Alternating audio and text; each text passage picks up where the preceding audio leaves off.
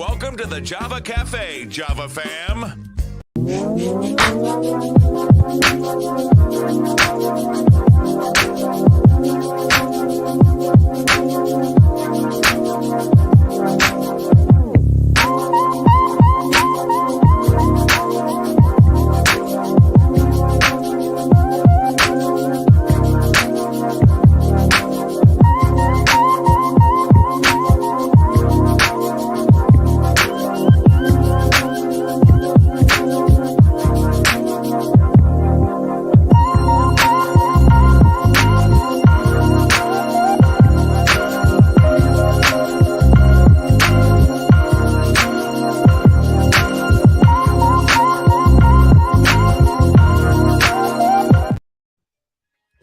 Good evening, everyone. Good evening. This is a special edition of Java After Dark. A couple are coming up, but this evening I wanted to be flexible with the schedule for both the advocate and attorney that is with us, and also the mom and family member of someone who is responsible for the safety of her family post a issue with gun violence. We will not go into all of the exact details, one, for safety, two, just because, and as the attorney will share some level of litigation.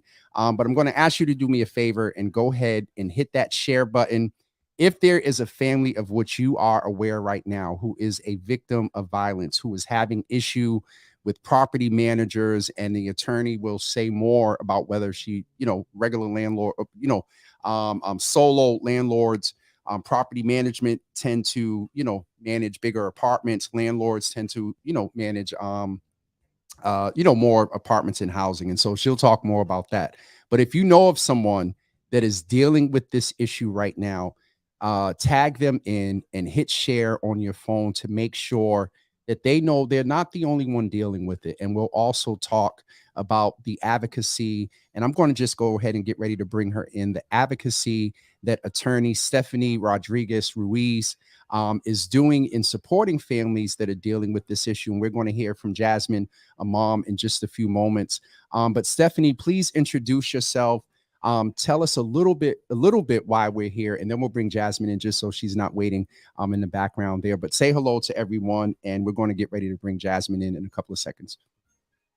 Well, hi everyone. Thanks for having me. I am a fan. I've been following your work for a while, and ever since the pandemic. So I'm really excited to be here today and humbled. So as you mentioned, my name is Stephanie Rodriguez Ruiz, and I am a personal injury attorney at a firm called Combs Hansen, which is a Boston-based law firm handling personal injury matters. We are one of the very few law firms in Boston that handles negligent security cases. So essentially cases against landlords and management companies. We pursue claims against them for failing to keep residents safe. So that's the work that we do. And thankfully, I have Jasmine here today. Jasmine is my client, and she's the parent of a 14-year-old boy who was shot recently at Warren Gardens. So she's a little familiar with the process on, presenting these kind of claims, but also is eager to share her story, especially in lieu of the recent violence that we've been hearing and seeing with our young people, specifically in our Boston communities. And I say our Boston community because for those who do not know me, I'm born and raised in Boston, Boston resident, Boston public schools, all that. So it is really important for me and for our firm, Combs Hansen, to really try to save lives by holding these management companies accountable. It's interesting. And Jasmine, welcome. Thank you so much for being here. Before we start a little bit of conversation with Stephanie, I just wanted to give you the opportunity to introduce yourself. And thank you for being here this evening. We understand you are busy and maybe not being 100, but please say hello to the folks. And then we're going to go in and you can share your story. Hi, hello, everybody that's watching. I'm glad that I'll be able to sit here and tell my side of the story. I'm glad to have been asked to come on the show. And my name is Jasmine. Jasmine, tell us a little bit about, and we'll just say your son. We're not going to say names. Tell Uh-huh. us about him as a young man, as a person, Uh, being a victim. Tell us about him. my son is 14 with a mind of smartness, intelligent, bright. He's a computer head, he's a game head, he's a noble 14-year-old kid that would take your heart, warm and has a nice smile. And he's just a very lovable, humble kid. Yes, ma'am. And with where you can, your son, this lovable, humble kid, um, where with you can around the incident, what happened that evening where this humble kid was a victim, and we Uh, thank God that it was not a fatal shooting, but he was shot. right. Um, well, I know I was picking up my daughter. So what I got was that he was gonna say bye to his friend and then he got shot. And that's what I got until I got to the hospital. I wasn't there, but I got the phone call saying rush to Children's Hospital. Then I found out he had got shot in the back. In the back. Okay. And just to, because I know folks would be curious and ask, is there residual injury as far as is he still have full functionality of his? He has, he's still functioning, but Yes. it's a place where it's something he's not gonna forget. Yes. I was going But to ask you about. know, it's just the scars on his body, and it's like it missed his spine, but it's getting his lungs a little.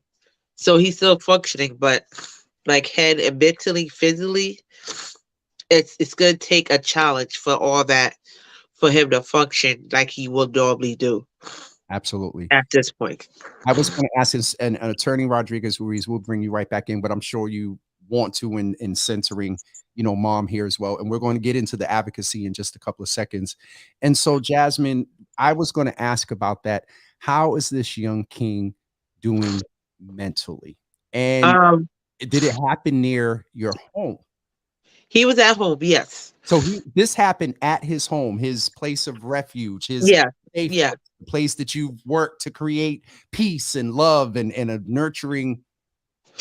exactly. He would not.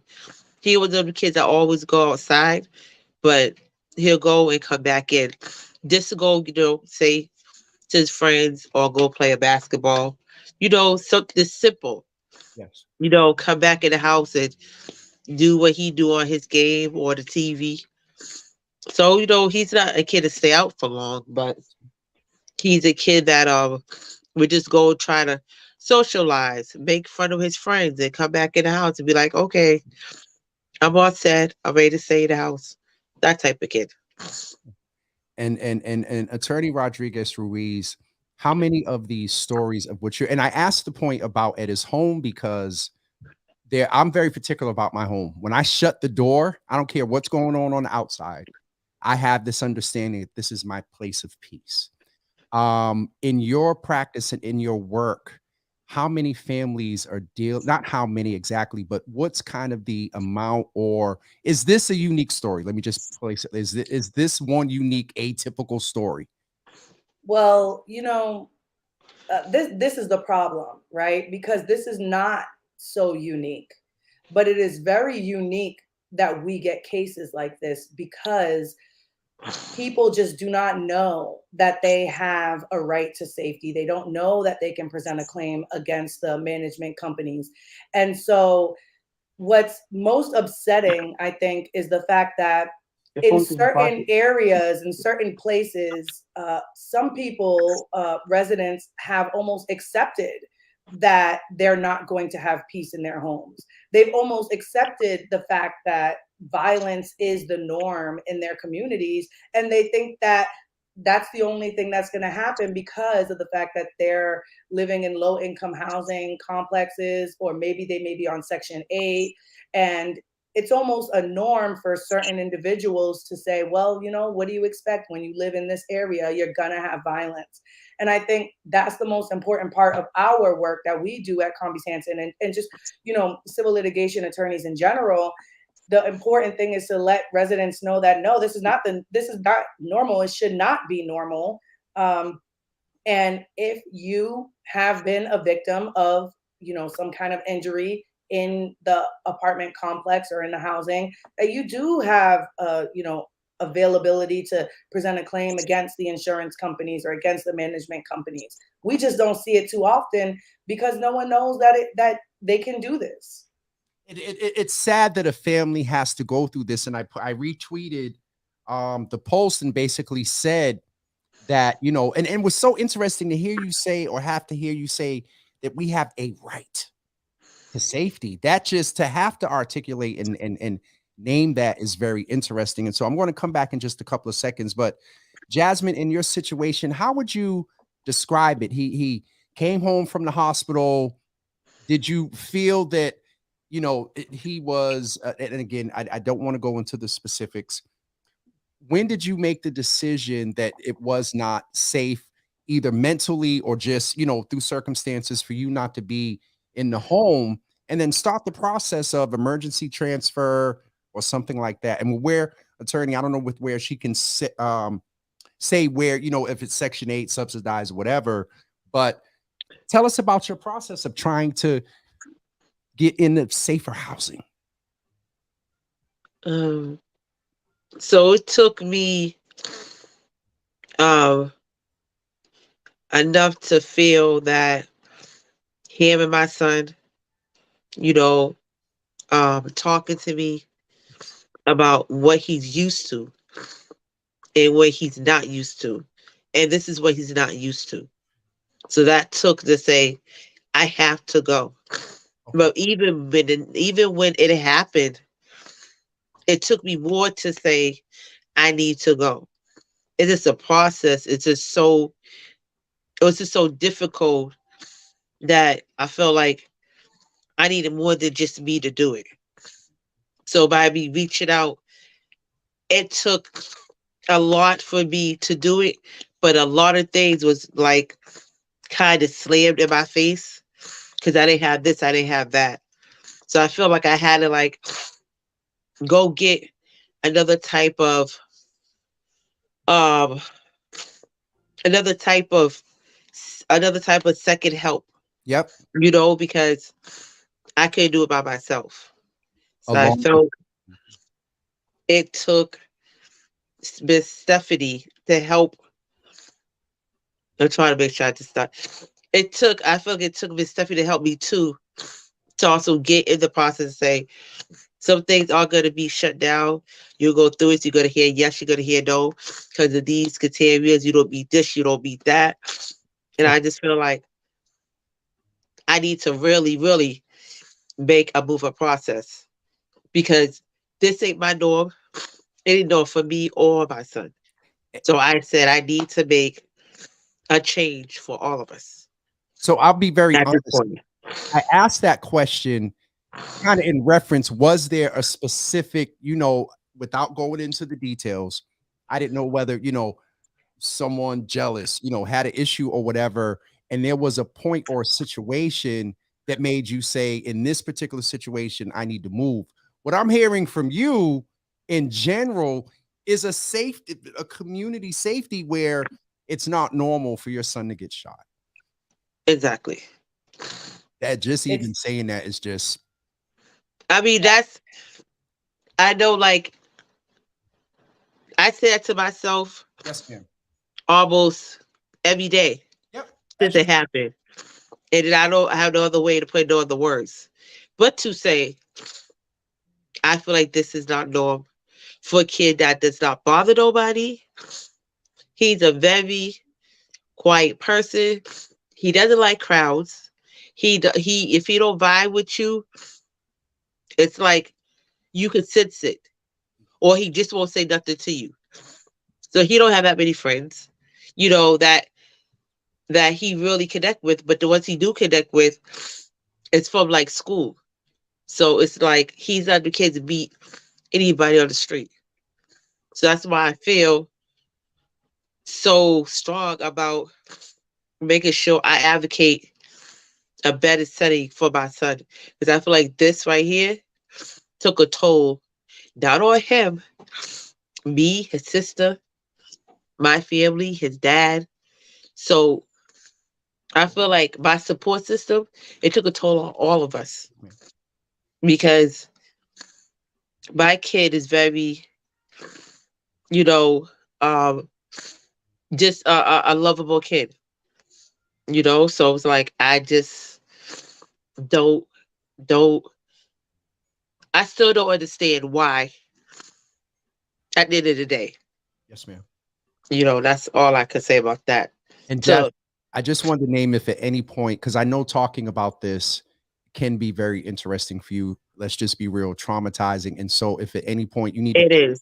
if at any point you need to boop, come off, go get some water, come back. Oh, thank you. And I have to ask, because we move in a mental health space here. Are you Yeah. in the family in therapy? Are y'all connected to therapists? Yes, we are. Okay. And you Yes. got support services. Yes. Okay. I'm going through another service for my son to get what you got, trauma therapy. Yeah, Okay. because the other therapy he wasn't budget. He not that he wasn't budget. He just wasn't connecting. Yeah. So I have to go the other way out. Listen, and let me just park for a minute, attorney. Please excuse me. Let me just drop this nugget. So please understand, and what you said about him, and we talk about this all the time. Therapist is almost like dating. And so what you said about his personality, he ain't going to budge with somebody he's not vibing with. And so don't get discouraged. Mention that to him. Hey, we're going to find you.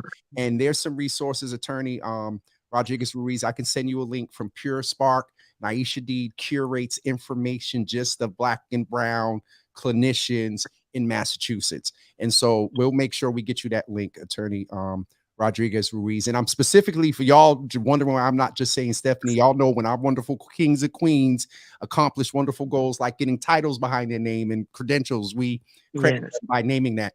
And so, attorney, what was the process in which Jasmine came to you? How does one generally get advocated for lack of better words, in these situations? One, you said awareness. So that's why we're doing this tonight. Awareness so people know. And at some point, I don't know if you can see the private chat, put the number in the website on the screen, in the private chat. I'll copy and paste it and put it on the screen. But what was the process? Jasmine sought you out. You heard about it. Like, how did that's a really great question. I was thinking about that today. So Jasmine reached out because the detective was reaching out to her about getting an interview with her son. Just an interview to see if he was able to see who was behind it. But she felt, and Jasmine, please correct me if I'm wrong, she felt uncomfortable and unsteady with meeting with this detective alone. So she reached out to the attorneys. It was a referring group. And she wanted to find out who can assist her during that interview. She had no idea that she could present a claim for negligent security. It was us that said, wait a minute, what happened now? Where did this happen? How did this happen? And as we began to ask more questions, that's when we realized, okay, she may have an actual case for negligent security. Now, I do want to say, I want to make it clear that these cases are not easy, right? There's only, the facts are very specific. There have to be certain, elements shown in order for someone to have a negligent security claim for their injuries. So it's not, not every situation where someone is harmed on property will they have a viable claim. But Jasmine's case, as she began to explain it to us more and more, we realized, you know what, I think, this is a really great case for negligent security because he was on the premises. There have been multiple shootings and events on that premises over the past years. We're from Boston, right? We all know. We know.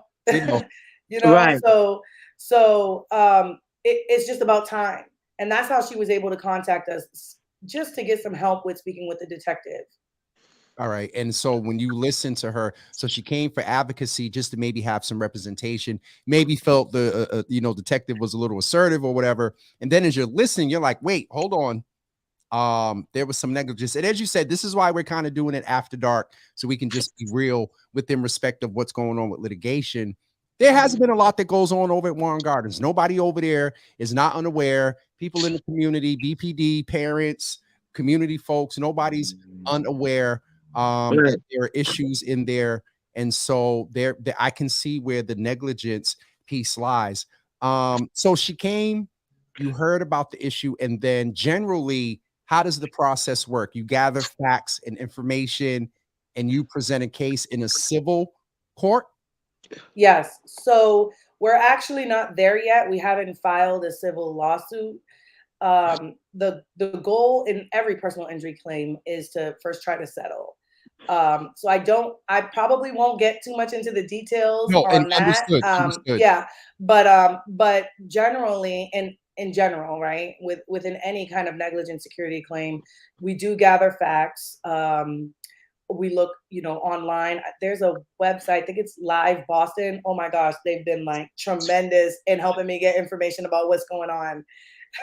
And let me, I wouldn't be my authentic self. And let me talk about 617 Live Boston. The reason there's so much wonderful access, beautiful pictures, and behind the yellow tape is because I wonder about how they're getting access to it. Our law enforcement. Anyway, go ahead. I'm so sorry. That's a good question. Maybe we can talk about that offline. I'm gonna talk about that to our attorney general. But go ahead, ma'am. Well, that's how I was able to get a lot of information. I actually DM'd them the other day just to say thank you. Just thank you for this information because it's really helpful. But in this case, yes, yeah. But in this case for us, yes. Yeah. But what we also do is we do FOIA requests, which is Freedom of Information Act requests. And I mean, we're looking for anything that that shows prior acts, because the main thing here is that we have to show that there was foreseeability. We have to show that violence is foreseeable. And you don't necessarily show that by saying, hey, I emailed them and said my son's going to get shot tomorrow. Like that doesn't happen, right? So we have to show foreseeability with prior acts. And that's how we find that out. We look at the shot spotters that Boston Police Department has. We look at prior acts. We look at all of the police reports and shootings and stabbings and speak out to residents. That's how we connected, because I put on social media that I'm looking to speak to residents. That's how we get our information. Yeah. That's how we get our information. And then based on that information, we determine whether, there is a viable claim here. And, we strongly believe there's a viable claim. We think that, Warren Gardens didn't do what they were supposed to do, namely the management company, to deter violence. I mean, one of the major things that's popping up here, Jasmine, and you let me know you live there, don't forget about the non-working cameras. For sure, the time the cameras are not working, shake my head. Go ahead. I'm sorry. Yeah, I like I said, I don't think or feel them cameras work. Like I don't. They say they work. I'm sorry. Have you requested footage, attorney Rodriguez Ruiz? Yes, right now there is a question. With what you can say. Where with what you can. Yeah, right now there's a question as to whether they were working or not. There's two very different viewpoints on whether or not they were working. I believe they were not, the majority of them, but I haven't verified or confirmed that yet, because the information can be difficult to get when there's threat of litigation. And so I anticipate getting more information once we file suit, and then we'll, submit subpoenas and so on and so forth, things, and we'll get more information that way. But that is a question. That and the security is a question about security and whether or not they have a active presence, and or whether or not they're hot. Another thing is, in other cases, we've settled before a multi-million-dollar claim against another apartment complex, for a woman who was sadly shot and killed at the complex. And what we found in that particular instance, and in some instances, is that some management companies cut corners financially. They mismanage the money, and let's say, for example, I'll read it when you finish. I'll read it for y'all and for you too, Jasmine. Go ahead. Donna, I'm gonna be in your DM so hard later.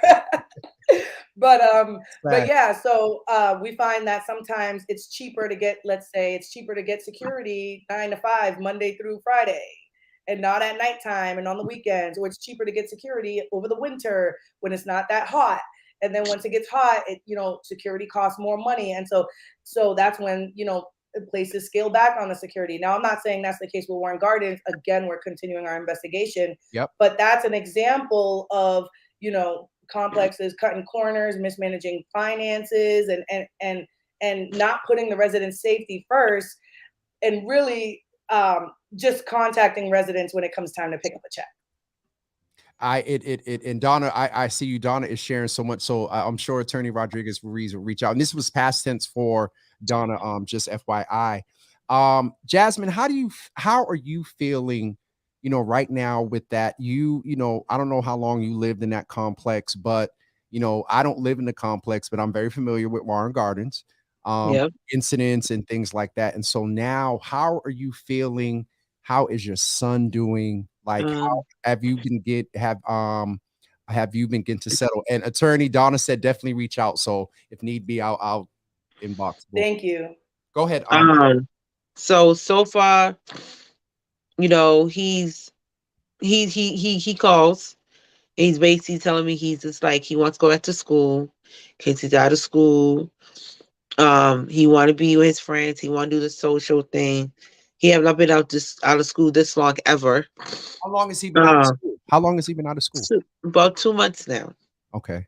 And are they supporting him in the school? They're getting him homework and classwork. Yes, he has a tutor. Okay. His tutor's been good with him ever since this happened. Okay.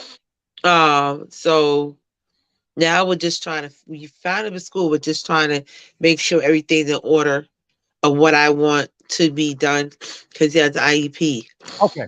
Yep. And we did his IEP over, and I want it to be known that I want him to go someplace where he get a fresh slate. Yep. Was asking him no questions. Okay. Yeah. He won't feel like he's getting like no type of feel like he's not having no type of trauma issues. He don't feel safe, or he don't feel this, he don't feel that.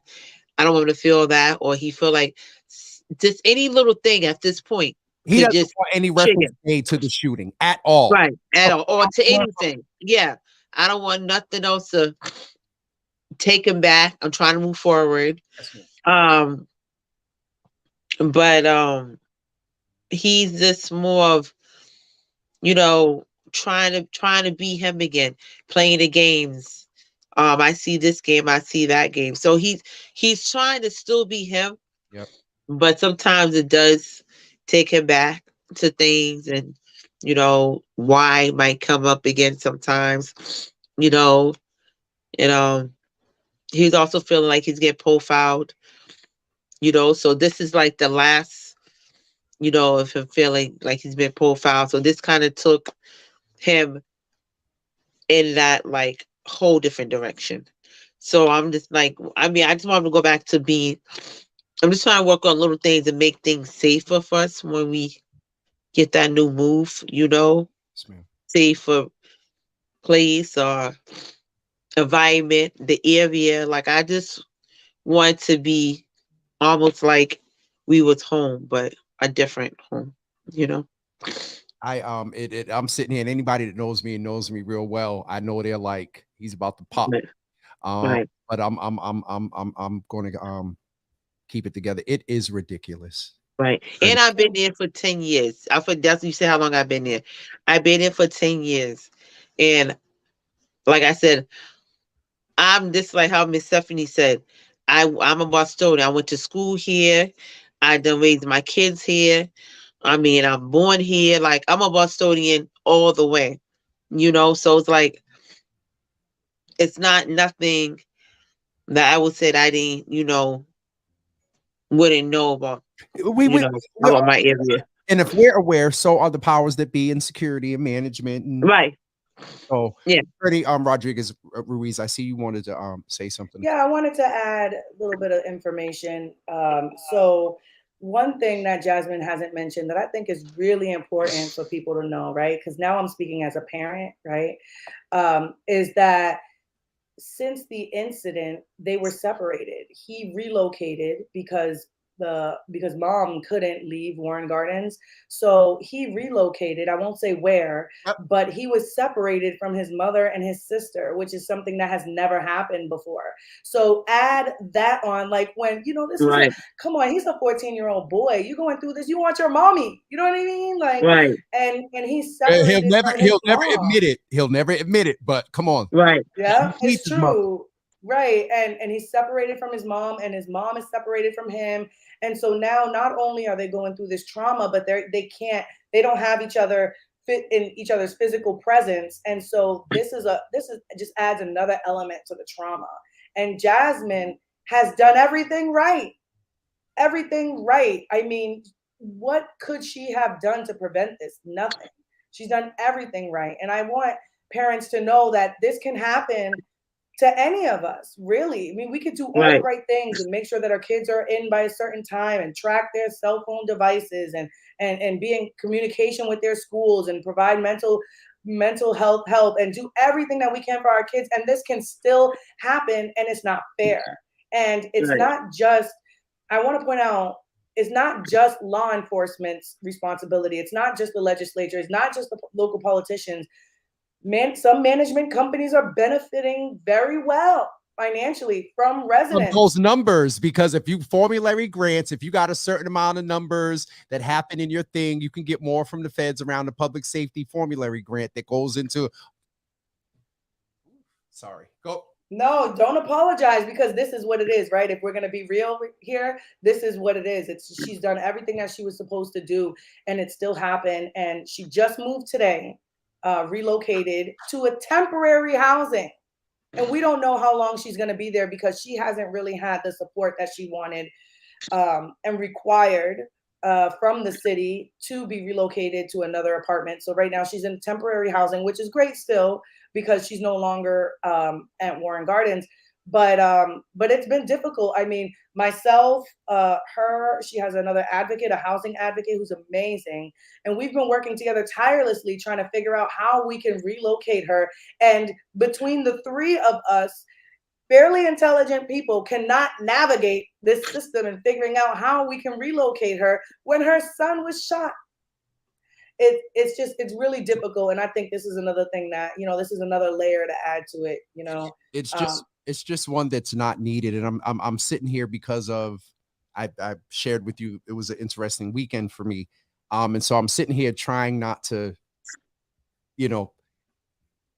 I hate, Jasmine, that you and your child, your king, your prince is dealing with this. Donna goes on to say, no 14-year-old has a support system. No 14-year-old that has a support system should ever have to go through this. The other thing, and then Donna, I know you know what I mean when I say this. It's so interesting, attorney, that on this platform, as you know, we talk a lot about it starts at home. It's the parents. And thank you for reiterating, because a few parents have said it. Even when you dot all the I's and you cross all the T's, you talked about the cell phone and get in the house by the time the light comes on. Like we were told, when the light comes on, you need to come in the house. And so you've done your due diligence, as you should as a parent, Jasmine. And so it does. I just need to name that to the parents that are dealing with this. And even if their child is, quote unquote, being a normal teenager, experimenting, trying to, peer for other children, Right. It does not mean they have that they should be shot. And it still means that complexes in the city and entities that are responsible for public community safety should do what they do to protect them. And so thank you for naming that balance. I just, it just, for y'all. So he's not with you now. I heard you saying earlier, and thank you for putting it together, attorney. He's back home. Okay. He's in the other location right now, and I'm in mine, but we're not far from each other. Okay. It's me. My daughter's with me, but he's not with you in a normal. No, okay. Not yet. Nope. So let me ask a couple of questions. y'all has the trauma team reached out and made sure when this happened that you had services for the trauma team? There's the victim of violence fund attorney Rodriguez Ruiz through MOVA, the Yeah. Massachusetts Office of Victim Assistance. Yeah. What else? He has an appointment coming up next month at Children with his doctor with the trauma team. So that's a good start off. Okay. It definitely is. There just some attorney, you're connected, but you know, if I need to shoot off a couple of things city level, just let me know. And I already did. So usually, yeah, listen, whatever now, whatever you could do, I'm willing to take the support from anybody at this point that understands my situation. Because end of the day, I feel like us mothers, period, should not have to go through this at no age of our kids, you know. And I give it to mothers that do the same thing I do, keep our kids safe. That's right. And this does not need to happen. So like I said, I give it to the mothers.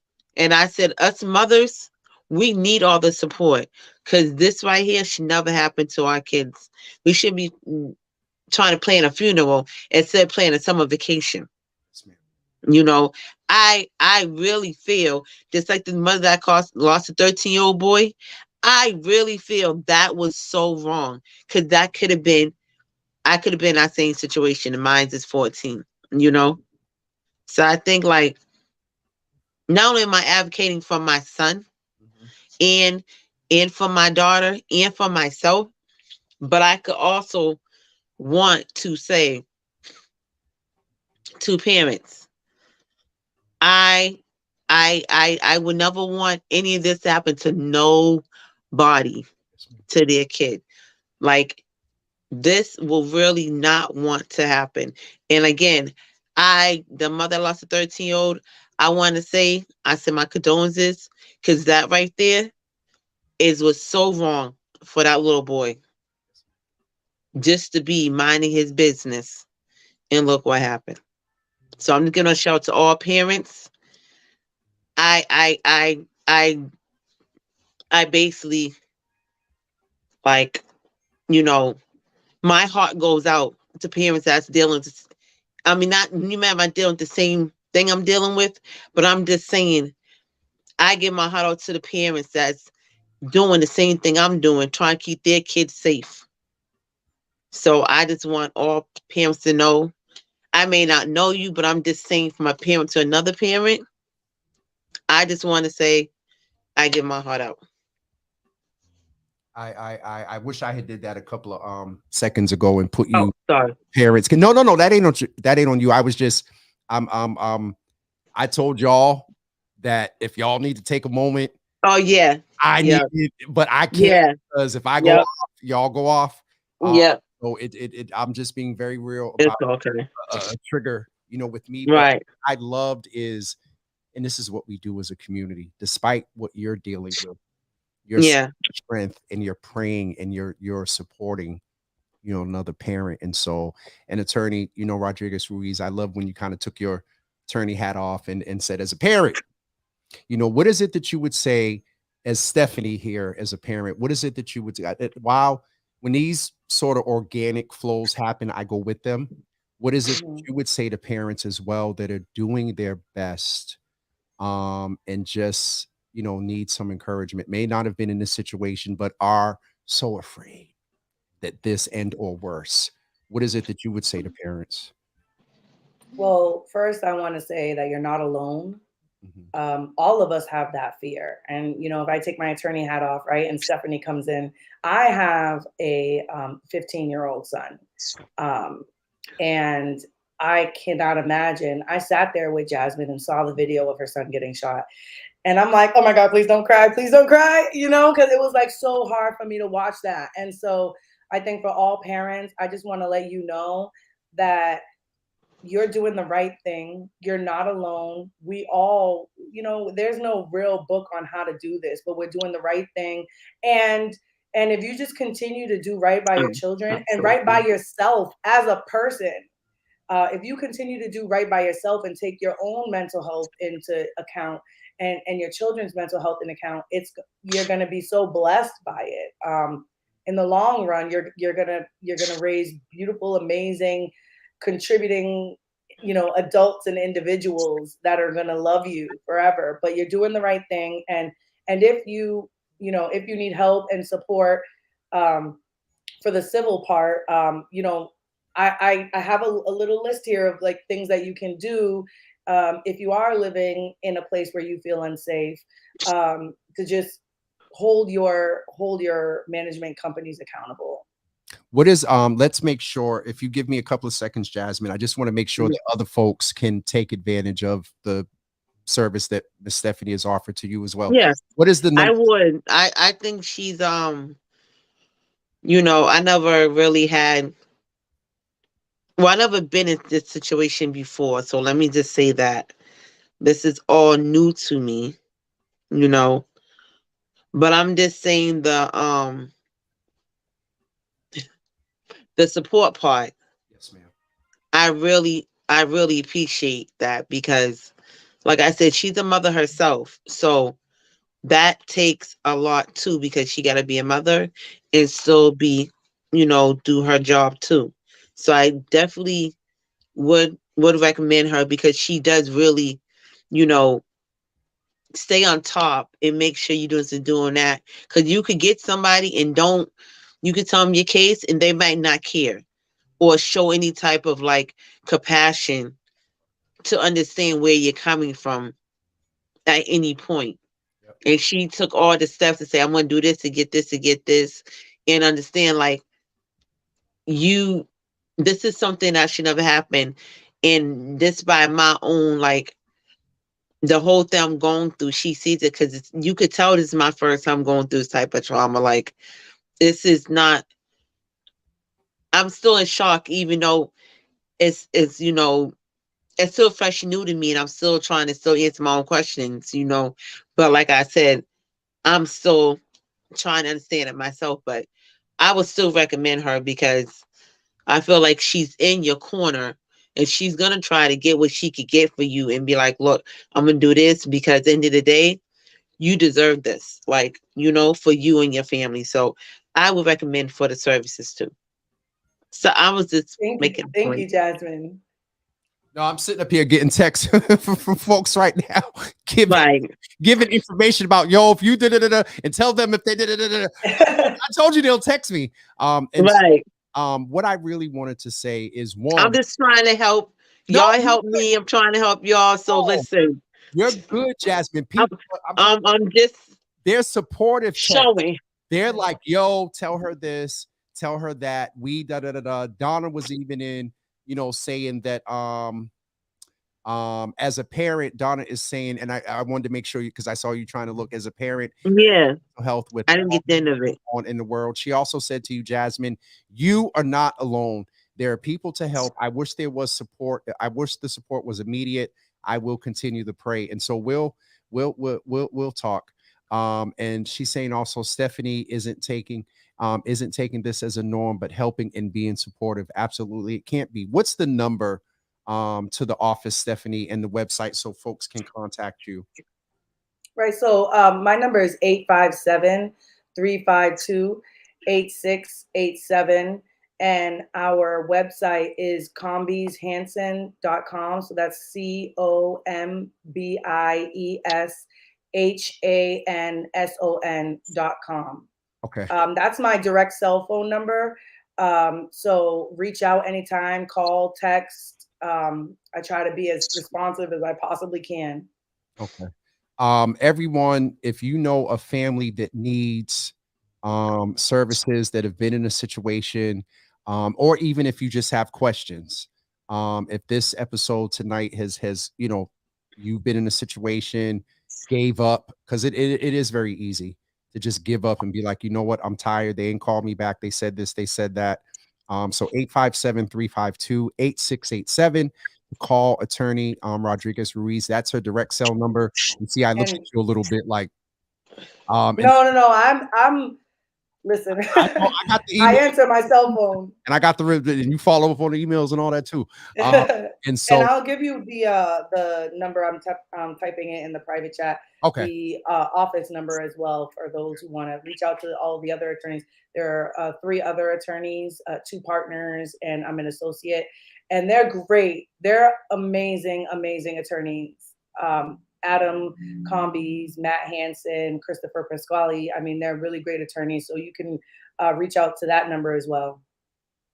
We're just trying to save lives. That's another thing. It's not just about an individual case. If we can, ensure that the property management companies and these owners are doing what they can to deter violence, we're never going to completely eliminate violence, right? But if we can get them to do what they can to deter the violence, we could be saving so many lives. And that's really the most important aspect to all of this. It is the thing, and that level of it, and we're going to let you go in 2 seconds, Jasmine, because I know you need to. Yeah. The more we hold accountable, the more cameras will work. Because let's keep it. May not be the right motive. We don't want to get sued again. Listen, by any means necessary, if we save a life, shoot. I'll say shoot. Right. Attorney Rodriguez Ruiz, thank you so much. We will be in contact. I'll follow up with the phone call you were supposed to get last week. And Jasmine, either directly or through the attorney, the platform is available to support. And let me just say, for any trolls, you heard reference to, the attorney's office and whatnot. This was no paid nothing. Yeah, but I get it. Yep. I appreciate that. I ain't talking about you, Jasmine. I'm talking about the other folks, Oh, okay. Oh, no, not you, please. This platform is available for you. And Attorney Rodriguez, you as well. To get the information is the goal. And families that it isn't so much necessarily about money that helps, because there are bills, time loss. There'll be, if you can give some money to get a little bit of self-care, as you said, instead of a funeral, plan a summer trip to you can make up for that time you ain't. All right, I'm going to get off of here. Right. Oh, but I just want to say, tell Donna, thank you. Yes. And I will have her my prayers, and thank you for her having your back. Thank you for her. Yes. So we'll have each other prayers. Absolutely. And tell her thank you. I respect that. And when I hear I'm not alone, it makes me feel better, because I think sometimes they don't take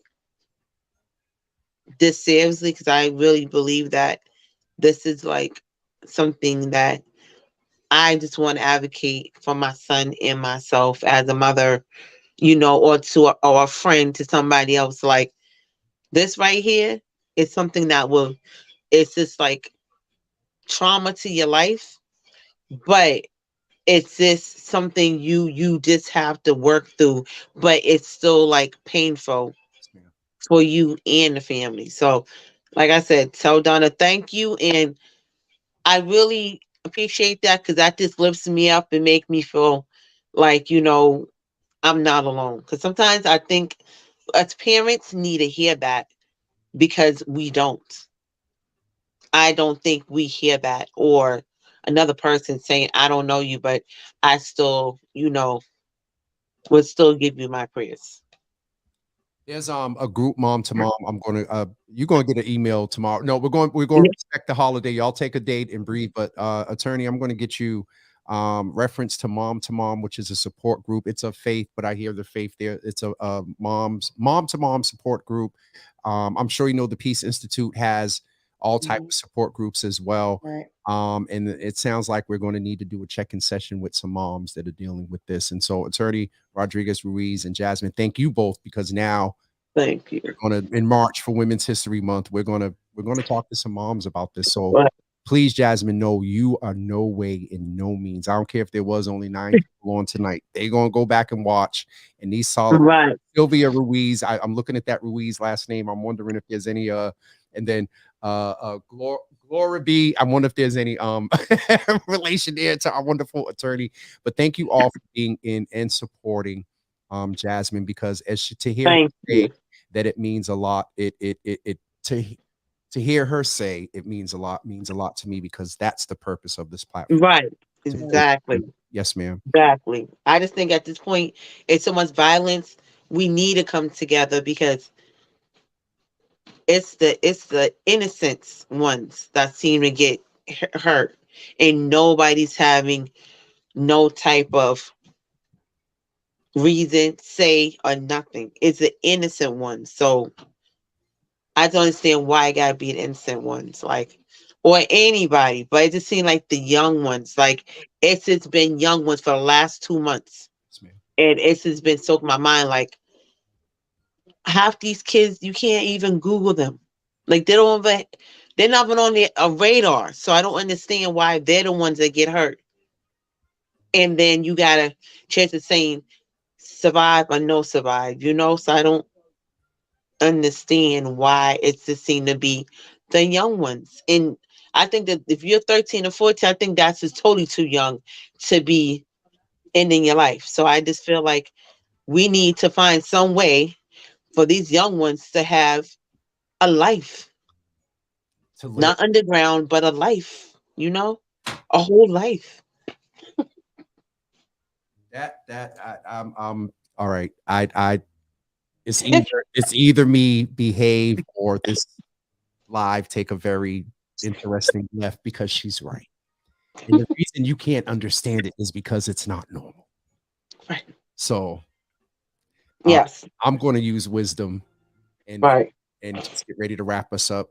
Thank you. I'm here. Jasmine, thank you so much. No, thank you. And I think it was Stephanie once, let that be the last time you say thank you. I get it, manners, and we would talk. Well, I'm all set. This is if you walk away with nothing else, just know and remember you are not alone. And there are people go back and watch this after. So there's going to be a whole bunch of folks supportive. Jasmine, I'll get you connected with Donna, also Mom to Mom. Thank you. I'll follow up with that city email on Tuesday as well. Okay. And please continue to keep our whole entire community in prayer. The communal trauma that we're dealing with as a community is huge. Yes. So please keep our community in prayer. And to all the parents that are doing the best that you can and know how, keep doing what you can. And even when it seems like it's not enough, keep doing what you're doing. Because it's just when you said the part about 13 and 14-year-olds, it's just when you said you can't Google them, that right there. But that's the truth. Like, I mean, they're not. I'm not. It sounds probably. Just say what you need to say. I don't care. Yeah, it probably sound weird, but to me, I just feel like you can't Google them. They're not on your radar. So I'm just trying to, question mark, one of those thoughts. There was a and we'll end with this because I can go a while. There's a doctorate level brother, Rufus Falk, who was the former city of Boston lead. And he talked about, James, that these aren't the young people that are on our radar that, had an incident and stuff like that. And so there's one, and I'm glad you're supporting him, because for some of these young people, they're one incident away. Your son could have easily went left and went out and chilled with a group where he felt protected. And so, so anyway, I want to let you all have your Sunday evening back. Please go, Jasmine, get settled in this temporary. I will. Permanent is coming. And Attorney Rodriguez, I'll be in touch because we got some work to do. Yes, thank you so much for having me. Thank you for having both of us. No, thank you, needed. Thank you. Listen, folks, this is the number to call Attorney Rodriguez directly, and also the main office number to the attorney's office. Thank you all for tuning in tomorrow. I'm going to let you guys go pay a couple of bills, and we'll talk. Jasmine, again, thank you. Anytime. Thank you so much. No problem. Thank you. Hey everyone, that was very interesting. I'm stuttering, so that says one thing. For the 6 of you that remain, tomorrow morning we're going to talk with Dr. Brandy, and on Tuesday, for those of you that have your wonderful children home for the next week, we're going to talk pediatrics, healthy children, and we're also going to talk a very illness that is diagnosed often in Black and brown communities, asthma. We're going to talk with 2 pediatricians on Tuesday. And then next Sunday night, the tickets are live. The tickets are live. I guess I need to put where you need to go to get your tickets in the comments. Donna, I know. I know. I'm going to put the ticket information in here, and then I'm getting off of here. Black Boston, then now. Get your tickets. They are free, but everybody has to have a ticket to attend for the event for next Sunday at 8 p.m. We're going to talk Black Boston, then and now, a discussion about Black Boston's rich history and bright future of which our children need to be a part. Have a wonderful evening, everyone, and we'll see you